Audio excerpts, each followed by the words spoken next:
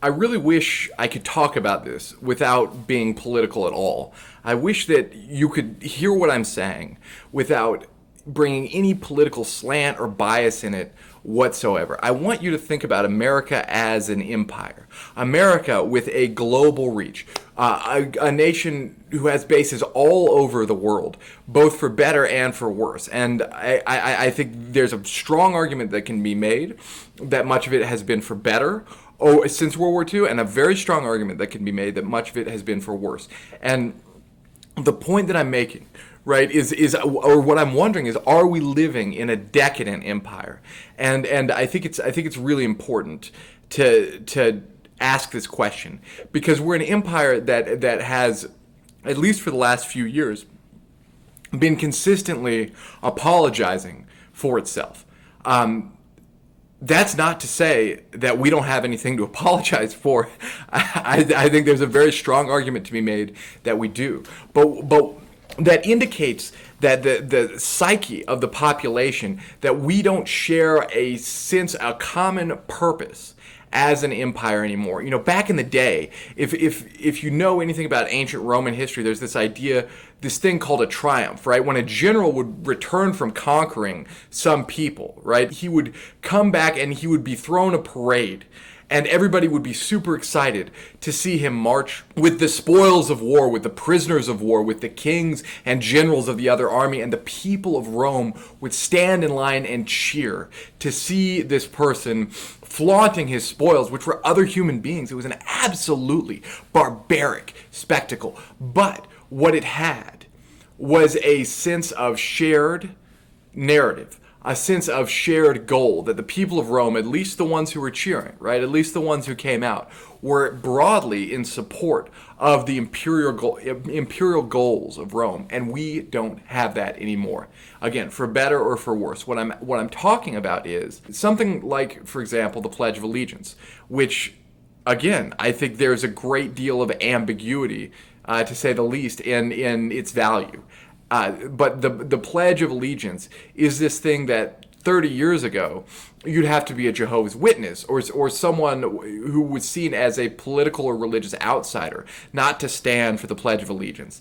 Now, it basically breaks down along party lines, I think, for a lot of people. And it's not taken seriously.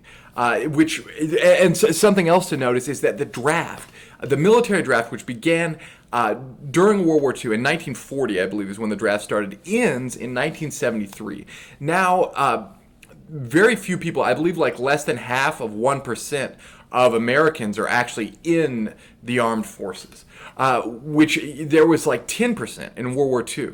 So the number of people that are willing to fight for the country as an empire, it's an entirely voluntary service now. You're not legally obliged to do it. And you know, before the 60s, the idea of someone burning their draft cards, people wouldn't dream of doing that. And Muhammad Ali now it's interesting to see the way that this dynamic, extraordinary, brilliant man, who was initially seen as a social outcast for choosing not to go to Vietnam, his reputation has been reversed, and his choice is now seen as heroic and quite justified. And again, I think there's a strong argument on both sides. I really don't want to take a stand on either side here, because first of all, communism is this extraordinary danger. It killed more people than the Nazis over the last 60 years, and the Soviet Empire was an empire exponentially more vicious than the American one. We've done a great many terrible things. We've meddled in a great many foreign empires. We've supported so many dictators, people like Papadoc, for example.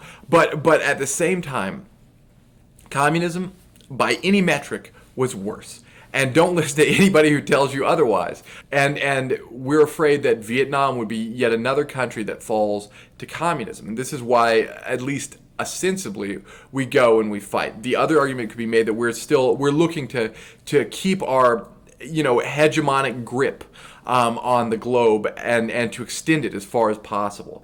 And that, I think, is also fair to say. Muhammad Ali very justifiably asks, what did the Viet Cong person do to me? My own people in my country don't treat me as a citizen. My own people in my country will lynch me, will shoot me, will hurt me, will treat me like I'm second class. Even if I go and fight for this country, I'm going to come back and be treated like I'm not a worthy citizen. Again, a very good argument. But that was not an argument that had widespread support at the time that it was made. Now it does. In other words, we're questioning the value of the empire that we used to unquestionably, in large part, fight for. Maybe our chickens are coming home to roost. Maybe it's deserved. But what I'm asking about, the question I want to generate in you, the thing I want you to see, if you can see it clearly, is that we no longer have confidence in our country as a nation. And certainly, even someone would say, "Oh well, Republicans or people on the far right do." I disagree with that.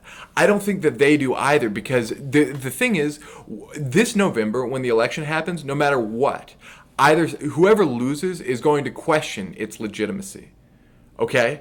So the Democrats have long questioned the legitimacy of the last election. There's this question of Russia meddling, etc.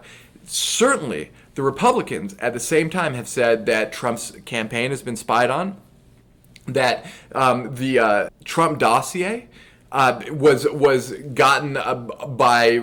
actually given to the DNC and the FBI by Russians, right? And so even their basis for the investigation into Trump was faulty and illegitimate. And so our intelligence is seen as illegitimate. The other side is seen as illegitimate. Both sides don't feel that not only do they feel like the other side doesn't have the best interests of the country at heart, they feel that the other side is corrupt and borderline evil. Now that we're at that point, we are not able to, we don't have a unifying vision, and we don't have a unifying identity. We're breaking up into a bunch of smaller tribes. Now, and maybe for very good reasons, people aren't as proud to be American anymore. I would love to hear your thoughts on this in the comments. Again, I'm trying to express this as apolitically as possible. What I'm asking about is a larger question of history. What I'm interested in is a discussion of what is actually happening to our national identity. And I would love to hear your thoughts on this.